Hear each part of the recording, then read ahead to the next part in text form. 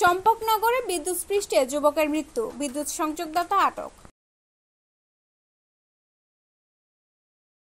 Mumtaz herbal products নিবেদিত Narsingdi TV news update.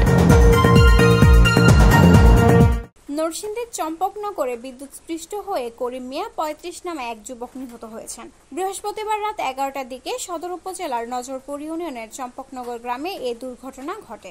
নিহত করিম মিয়া ওই গ্রামের নাজিমুদ্দিন মিয়ার ছেলে। স্থানীয় সূত্রে জানা গেছে, একই এলাকার আমির চান ৫০ নিজ উদ্যোগে একটি খোলা তারে বিদ্যুৎ সংযোগ দিয়েছিলেন। ওই রাতে করিম মিয়া অন্ধকারে বাসায় ফেরার সময় অসাবধানতাবশত তারে জড়িয়ে বিদ্যুৎস্পৃষ্ট হয়ে মারা যান। খবর পেয়ে নরসিংদী মডেল থানা পুলিশ ঘটনাস্থলে গিয়ে মরদেহ উদ্ধার করে সদর হাসপাতালে মর্গে পাঠায়। জিজ্ঞাসাবাদে আমির চান বিদ্যুৎ সংযোগ দেওয়ার কথা স্বীকার করলে পুলিশ তাকে আটক করে থানায় নিয়ে যায়। এ ঘটনায় এলাকায় শোকের ছায়া নেমে এসেছে। স্থানীয়রা অনিয়ন্ত্রিতভাবে বিদ্যুৎ সংযোগের বিরুদ্ধে প্রশাসনের কঠোর ব্যবস্থা গ্রহণের দাবি জানিয়েছেন।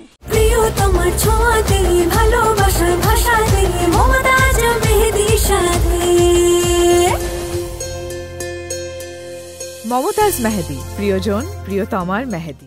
রিপোর্ট জয়ন্তী মাহমুদ, নরসিংদী টিভি।